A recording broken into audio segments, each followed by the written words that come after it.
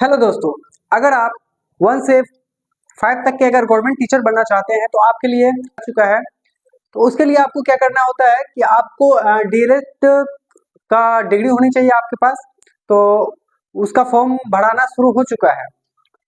तो हम लोग बोर्ड देख के तो पता चल ही गया होगा क्या कैसे है। तो आप एक स्टेप बाय स्टेप आपको बताते चलते हैं कि इसमें कैसे क्या प्रोसेस है, कितने पैसे लग रहे हैं, किस किस डिग्री का रिक्वायर्ड है, एज क्या होना चाहिए, वो सारा कुछ आपको हम स्टेप बाय स्टेप बताते हैं। तो चलिए, तो सबसे पहले हम लोग देखिए यहाँ पे जो आपका फॉर्म का जो डेट है, भराने का जो फॉर्म का डेट है वो आपको 11 जनवरी से शुरू हो चुका है। 11 जनवरी से आपका फॉर्म भरना शुरू हो चुका है।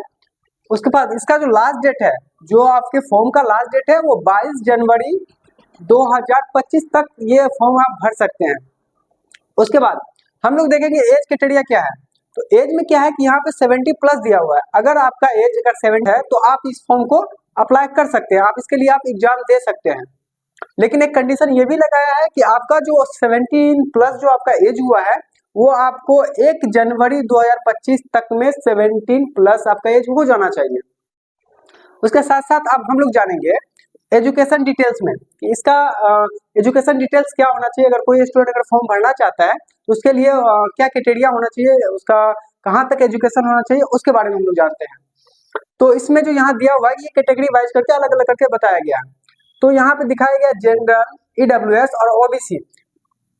ये टोटल को इन 12th में, ये तो एक है कि 12 पास होनी चाहिए, और अगर आप 12 में अभी हैं, एग्जाम नहीं दिए हैं, अपेयरिंग में है, तो भी आप फॉर्म भर सकते हैं।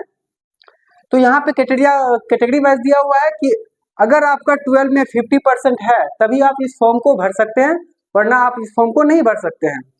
उसके साथ साथ यहाँ पे एक और है SC ST को 5% का छूट दिया गया है कि अगर आपका इंटर में अगर 45% भी है तो आप इस फॉर्म को भर सकते हैं।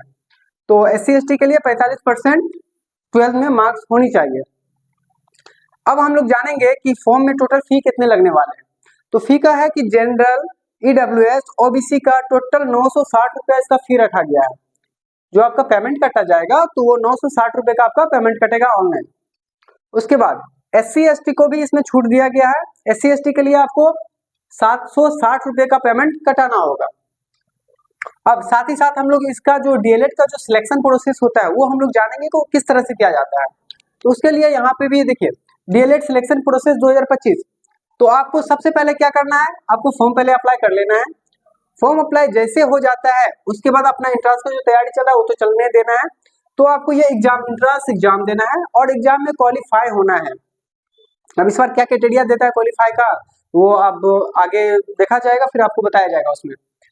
उसके बाद आपका क्या एग्जाम जैसे पास कर जाते हैं तो आपका काउंसलिंग होगा कि आपको किस कॉलेज में चाहिए। अगर आपका अच्छा मार्क्स है, 80 प्लस मार्क्स है, तब आपको गवर्नमेंट कॉलेज मिलेगा।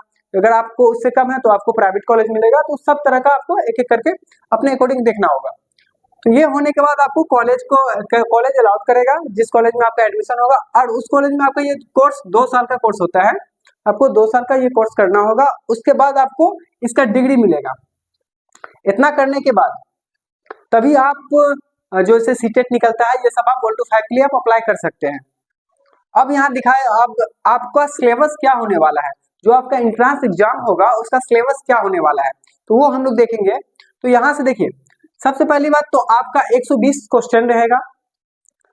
उसके साथ साथ आपको 2.5 घंटे का टाइम दिया जाएगा। 2.5 घंटे का टाइम रहेगा, और आपका जो एग्जाम लिया जाएगा आपको कंप्यूटर बेस्ड लिया जाएगा। आपको कंप्यूटर पे आपको एग्जाम लिया जाएगा, ऑनलाइन एग्जाम होगा। साथ साथ कितना ये भी पूछते हैं कि सर इसमें नंबर भी कटता है, नेगेटिव मार्किंग भी, तो नहीं, ऐसा कुछ नहीं है, इसमें नेगेटिव मार्किंग नहीं है। आप अगर गलत आंसर देते हैं तो आपका नंबर नहीं काटा जाएगा, ठीक है। उसके बाद किस सब्जेक्ट से आपको कितना क्वेश्चन पूछा जाएगा वो आपको हम दिखाते हैं। तो यहाँ देखिए हिंदी और उर्दू, अगर कोई मुस्लिम स्टूडेंट है तो अपना उर्दू रखता है, अदर है तो ये अपना हिंदी रखता है। कितना मुस्लिम स्टूडेंट भी आपको हिंदी रखता है।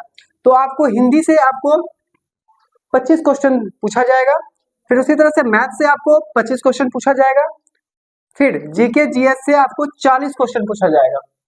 उसके साथ साथ इंग्लिश से आपको 20 क्वेश्चन पूछा जाएगा, और रीजनिंग से आपको 10 क्वेश्चन पूछा जाएगा। इस तरह का आपका सिलेबस रहेगा।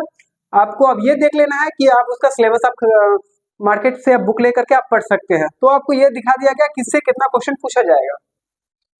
इतना कर लेने के बाद आपको समझ में आ गया होगा। अगर नहीं कुछ कहीं प्रॉब्लम हो तो आप कमेंट सेक्शन में हमसे पूछ सकते हैं, और आज ही शाम में हो सकता है तो स्टेप बाय स्टेप करके इस फॉर्म को कैसे फिल करना है उसके बारे में आपको बताया जाएगा।